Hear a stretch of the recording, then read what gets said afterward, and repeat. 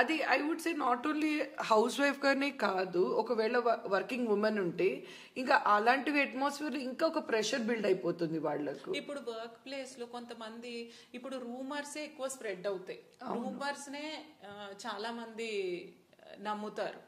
So అలాంటప్పుడు అంటే తెలియక అవే ఎక్కువ బాగా స్ప్రెడ్ అవుతాయి, నెగిటివిటీ అనేది తొందరగా స్ప్రెడ్ అవుతుంది. ఏదన్నా అన్నెసరీ అటెన్షన్ గ్రాబింగ్ దానికి తొందరగా మనము యూనో హ్యూమన్ నేచర్ తొందరగా చూస్తాము కాబట్టి అది వర్క్ ప్లేస్ లో కూడా స్ప్రెడ్ అయింది అనుకోండి, పర్సే ఏదో ఒక స్ట్రెస్ ఒక ప్రెషర్ బిల్డ్ అవ్వడం, ఎవరితోనో ఒక అమ్మాయికి మ్యారీడ్ అమ్మాయికి రిలేషన్షిప్ ఉందని అలా క్రియేట్ చేశారు అనుకోండి, అప్పుడు ఏంటి ఆ అమ్మాయి వర్క్ ప్లేస్ లో కూడా తిరగలేదు, జాబ్ కొన్నిసార్లు మారుతుంది, లేకపోతే వీళ్ళు నన్ను ఇలా చూస్తున్నారేమో అని చెప్పి ఈవెన్ అలాంటివి ఏంటంటే ఒక లైఫ్ ఎఫెక్ట్ కూడా అవ్వచ్చు work place. And I think they will get so stressed out.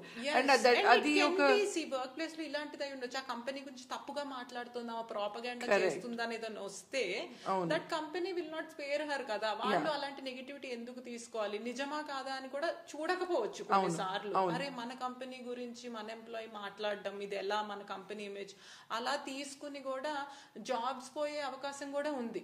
As you said fun గా స్టార్ట్ అయ్యింది, వేరే వాళ్ళు సరదాగా చేసేది లైఫ్స్ రకరకాలుగా ఎఫెక్ట్ చేయొచ్చు, కెరియర్ ని అండ్ మేబీ దాని అవుట్పుట్ కూడా తగ్గిపోతుంది బికాస్ యూ కాంట్ కాన్సంట్రేట్. ఇలాంటి స్ట్రెస్ ఉన్నప్పుడు కాన్సన్ట్రేట్ చేయకపోవడము, ప్రొడక్టివిటీ తగ్గిపోవడము, అండ్ డిప్రెషన్ కూడా దీంతో I think it leads to depression also.